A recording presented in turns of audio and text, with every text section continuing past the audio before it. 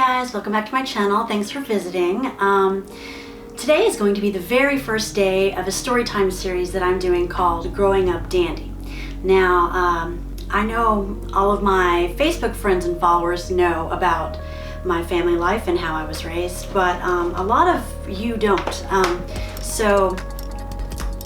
Just to give you a little backstory of why this would even be interesting to anyone, my dad is he is Jim Dandy from the southern rock band Black Oak, Arkansas, and they had 5 gold records, couple platinum, lots of sales, #1 touring band in the 70s. They were kind of a big deal back in the day. Did the song Jim Dandy to the Rescue, all of that mumbo jumbo. And my mom was this fabulous lady, and her name was Nancy, and everybody called her Fancy Nancy, and she was a force to be reckoned with. And lots of people are like, Jesus Christ, I bet your life at home was nuts. I bet your upbringing was crazy, and this, that, and the other. And it might have been, but to me, it seemed completely normal. Being that I didn't know any different. I didn't know that oh hey, things that happen in my house don't happen in everyone else's house. And so this little story time block is going to be different examples of situations or hey, that one time kind of stories of my childhood. So I hope you enjoy. Okay, so the first installment is going to be 2 different little situations. One's going to be the main story, and the other one's going to be a little bonus story about my Uncle Ricky, who is the rhythm guitar player in my dad's band.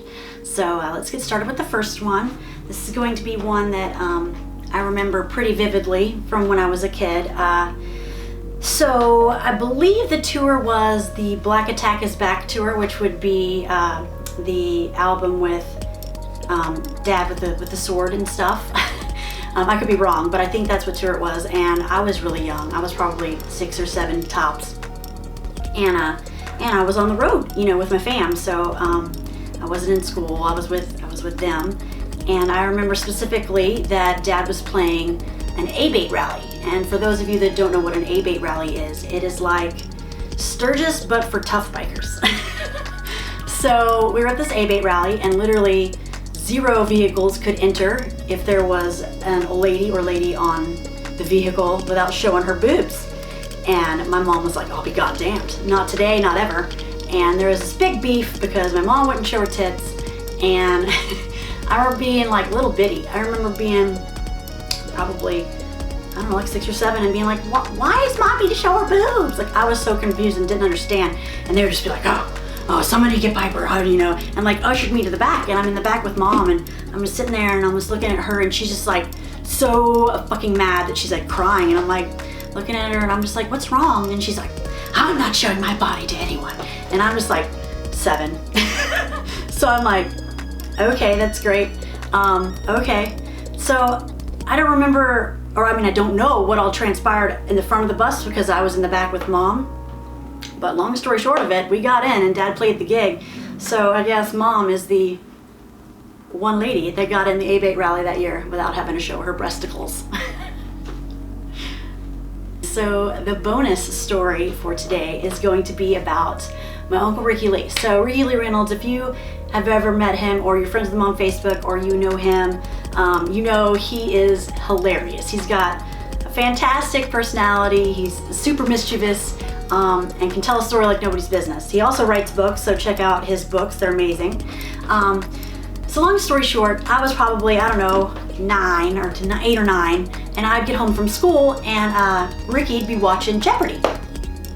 And I'm like, oh, he's watching Jeopardy again. He would literally watch Jeopardy every single day. And he was like a fucking genius. He was like Rain Man. He would know every single answer to every single question. See how it worked, because I'd come in and I'd be standing there in my book bag or whatever, and he'd be watching it, and then the question would pop up and it'd say, blah blah blah blah blah blah, and he'd blurt out the answer before the answer came up, but it would happen every single time. He would know the answer to everything before anyone answered anything. And I remember being like so young and being like, Uncle Ricky, why don't you go get on the show? Like, you'd make so much money, you'd be a millionaire. Like, why don't you do that? And he'd be like, nah, I don't really want to do that. I just like watching the show. Well, fast forward about 25 years, He's like, yeah, you remember whenever I used to know all the answers to Jeopardy? Yeah. I just recorded it on VHS the day before, and I would play it when you came home from school and act like I know how all the answers and blow your mind. I was like, fucking what? Like, I literally thought that you knew all those answers for like my entire life. Like, if you'd have told me that he was full of shit, I would have been like, we're fighting, I'm sorry, like, you get ready to take your earrings off, honey, because we're fist fighting. I'd be like, he's a genius.